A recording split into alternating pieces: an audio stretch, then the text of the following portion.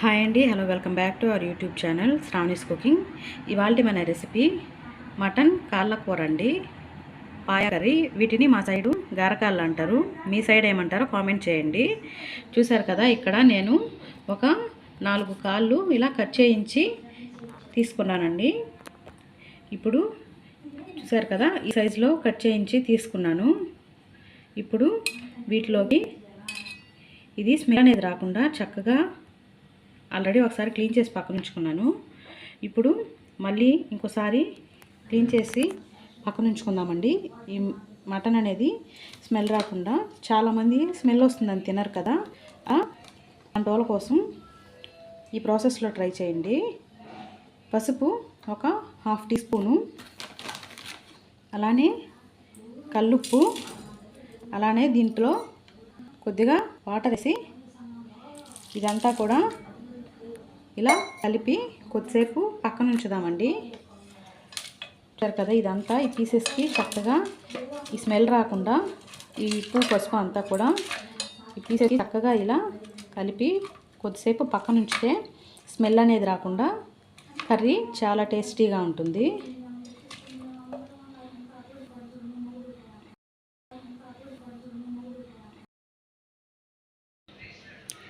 చూసారు కదా, ఇలా ఉప్పు పసుపు వేసి ఇలా మనం కలిపి ఇలా ఒక 5 to 10 minutes ఇలా పక్కన ఉంచేద్దామండి. అప్పుడు ఈ మీట్ అనేది స్మెల్ రాకుండా చాలా బాగుంటుంది. ఇలా మూత పెట్టి పక్కన ఉంచుదాం. ఉప్పు పసుపు వేసి పక్కన ఉంచుకున్నాం కదా, ఇది ఒకసారి శుభ్రంగా ఒక 2-3 సార్లు కడిగేద్దామండి. కడిగి ఇప్పుడు కుక్కర్లో పెట్టుకుందాము. ఇలా 2-3 సార్లు చక్కగా కడిగి తీసుకున్నామండి. ఇప్పుడు ఇది కుక్కర్లో కుక్ చేసుకుందాం. ఇలా క్లీన్ చేసి పక్కన ఉంచుకున్న ఈ మటన్ అంతా ఇందులోకి తీసుకున్నాం. ఇందులో చిటికెడు పసుపు, అలానే ఒక కల్లుపు ఒక 1 టేబుల్ స్పూన్ వేసాను. అలాగే దాంతోపాటు కరివేపాకు, అలానే దీంట్లోకి ఒక 2 గ్లాసెస్ ఆఫ్ వాటర్ యాడ్ చేద్దాం. చూసారు కదా, ఇలా ఇదంతా చక్కగా మునిగేలాగా వాటర్ యాడ్ చేశాను. ఇప్పుడు ఈ కుక్కర్ విజిల్ పెట్టుకొని ఒక 10 to 12 విజిల్స్ వచ్చే వరకు చక్కగా కుక్ చేసుకుందాము. ఇలా స్టవ్ ఆన్ చేసి కుక్కర్ విజిల్ పెట్టామండి. ఇది ఒక 10 విజిల్స్ కానీ 12 విజిల్స్ కానీ వచ్చే వరకు ఇలానే కుక్ చేసుకుందాం. ఈ పీసెస్ అనేటివి చక్కగా కుక్ అయిపోవాలి. చూసారు కదా, ఇలా వదిలేద్దాం. ఇప్పుడు ఈ పాయా కర్రీకి కావలసిన ఇంగ్రీడియంట్స్ ఏంటో చూద్దాం. ఇలా ముందుగా ఒక 4 ఇలా దాల్చిన చెక్క ముక్కలు, అలానే స్టార్ ఫ్లవరు ఒక 2, దాంతోపాటు ఇలాచి 1, అలానే మరాఠీ మొగ్గలు ఒక 3, దాంతోపాటు లవంగాలు ఒక 4 నుండి 5 వరకు, అలానే ఒక బిర్యానీ ఆకు ఇలా తుంచి తీసుకున్నాను. ఒక 2 మీడియం సైజ్ ఆనియన్లు, బాగా ఎర్రగా పండిన టమాటాలు, ఒక చిన్ని అయితే 4, పెద్దవి అయితే 2 అయినా సరిపోతాయి. నేను ఇక్కడ ఇలా. ఇప్పుడు ప్రాసెస్లోకి వెళ్దాము. ఈ ఆనియన్ అనేది పేస్ట్ చేసుకుందాం.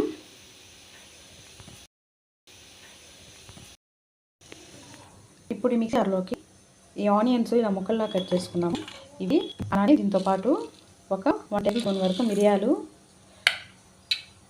ఇది మిక్సీ చేసి ఇలా పక్కన ఉంచుకుందామండి పేస్ట్ లాగా. చూసారు కదా, ఆనియన్ మిరియాలు ఇలా పేస్ట్ చేసి పక్కన ఉంచుకున్నాము. ఇప్పుడు విజిల్ అయితే వచ్చేసిందండి. స్టవ్ ఆఫ్ చేసి కుక్కర్ పక్కన ఉంచుకొని ఒకసారి ఉడికాయ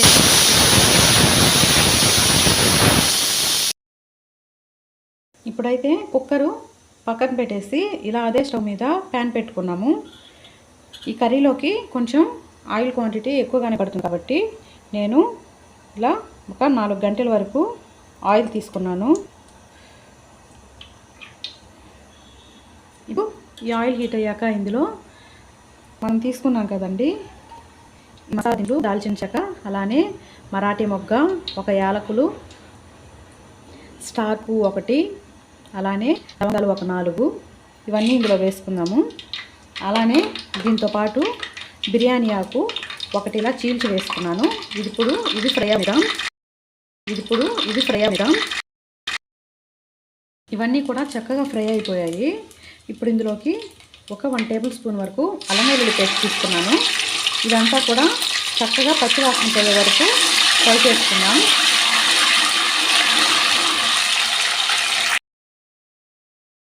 అల్లం వెల్లుల్లి పేస్ట్ అంతా అలా చక్కగా పచ్చివాసన అంతా పోయిందండి. ఇప్పుడు ఇందులోకి మనం వెల్లుల్లి పేస్ట్ కూడా ఇలా యాడ్ చేసుకున్నాం.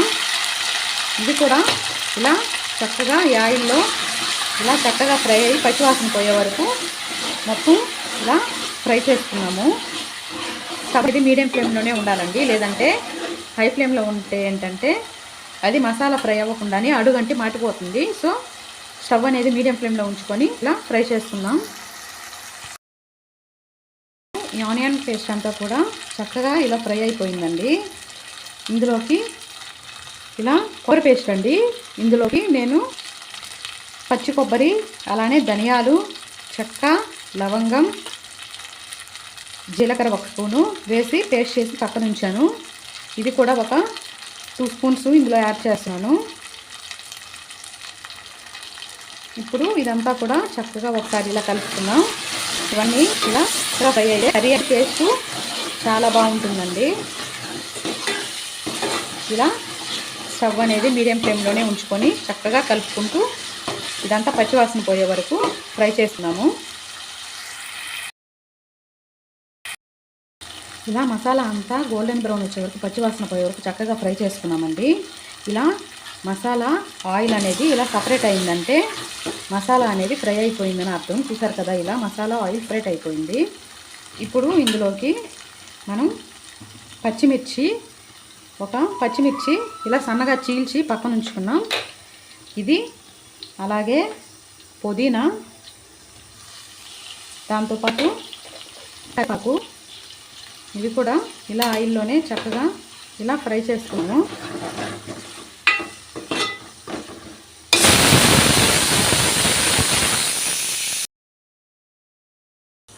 ఇవంతా కూడా ఇలా చక్కగా ఫ్రై అయిపోయాయి కదా. పుదీనా, అలానే కరివేపాకు, పచ్చిమిర్చి మసాలాతో పాటు చక్కగా ఫ్రై అయిపోయాయి. ఇప్పుడు ఇందులోకి టమాటా ముక్కలు ఇలా వేసుకున్నాము. అలానే టమాటాలు తొందరగా మనకు కుక్ అవ్వడానికి కలుపు ఇలా 1 టేబుల్ స్పూన్ వేసుకున్నాను. ఇదంతా కూడా చక్కగా ఇలా కలిసేలాగా కలుపుకొని మూత పెట్టి వదిలేద్దండి. ఇలా ఒక 5 మినిట్స్ వదిలేస్తే టమాటా అనేది చక్కగా మగ్గిపోతుంది. టమాటా అంతా కూడా చక్కగా ఇలా మగ్గిపోయింది. ఇప్పుడు ఇందులోకి పసుపు ఒక 1/2 టీ స్పూన్ కన్నా కూడా కొంచెం తక్కువే, ఇలా ఒక చిటికెడు పసుపు, అలానే కారం మనం ఆల్రెడీ మిరియాలు అల్లం వెల్లుల్లి పేస్ట్లో వేసుకున్నాం కాబట్టి ఇలా 1 స్పూన్ కారము, అలాగే దాంతోపాటు ధనియా పౌడరు ఇలా ఒక 1 స్పూను, అలానే గరం మసాలా పౌడరు ఇది ఒక 1/2 స్పూన్ కన్నా తక్కువే వేసుకున్నాను. ఇప్పుడు అంతా కూడా ఇలా చక్కగా ఆయిల్లో కలిసి ఇలా పచ్చివాసన పోయే వరకు ఇలా ఒక 1 మినిట్స్ ఇలా ఫ్రై చేసుకున్నాము.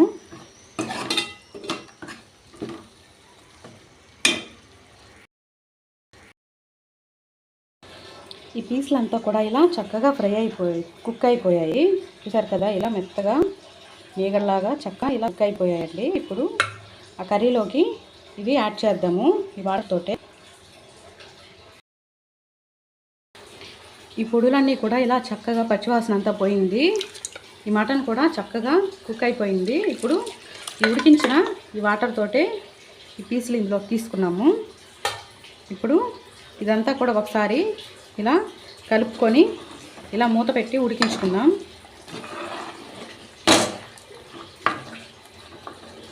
ఇందులోకి ఒక 1 గ్లాస్ వాటర్ యాడ్ చేద్దాము.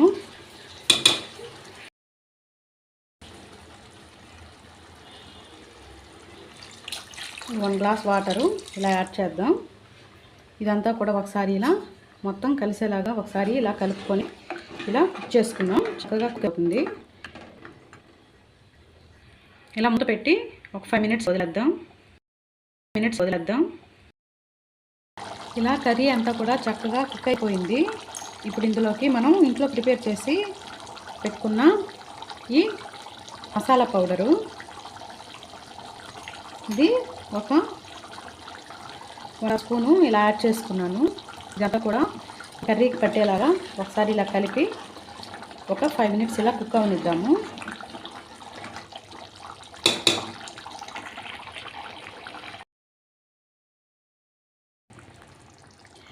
కర్రీ అంతా ఇలా కుక్ అయిపోయింది. ఇలా ఆయిల్ ఇలా పైకి తెల్లిందంటే కర్రీ అనేది చక్కగా కుక్ అయిపోయిందని అర్థం. ఇప్పుడు ఇందులోకి లాస్ట్ అండ్ ఫైనల్గా ఇలా కొత్తిమీర గార్నిష్ చేసుకొని స్టవ్ అనేది ఆఫ్ చేసుకొని సర్వ్ చేసుకున్నాము. ఇప్పుడు స్టవ్ అనేది ఆఫ్ చేసేద్దాం. చూసారు కదండి, ఇలా గుమగుమలాడే మటన్ పాయ అయితే సింపుల్ అండ్ క్విక్గా రెస్టారెంట్ స్టైల్లో ఇంట్లోనే ఇలా ప్రిపేర్ చేసేసుకున్నాము. ఇది చాలా టేస్టీగా ఉంటుందండి. ప్రాసెస్ కూడా చూసారు కదా, చాలా సింపుల్ అండ్ క్విక్. ఒకసారి మీరు ట్రై చేసి చూడండి, చాలా చక్కగా కుదురుతుంది. అసలు మటను ఇష్టపడని వాళ్ళు కూడా చాలామంది ఈ పాయ కర్రీ తినడానికి ఇష్టపడరు కదండి. వాళ్ళు కూడా ఇలా ఒకసారి చేసి పెట్టండి, చాలా ఇష్టంతో తింటారు. టేస్ట్ కూడా అంతే బాగుంటుంది. ఈ వీడియో మీకు నచ్చినట్లయితే వీడియోకి లైక్ చేయండి, షేర్ చేయండి, సబ్స్క్రైబ్ చేసుకోండి. మరో మంచి వీడియోతో మళ్ళీ కలుద్దాం. Until then bye. Thank you for watching. Please do like, share and subscribe to our YouTube channel Sravani's cooking. Bye.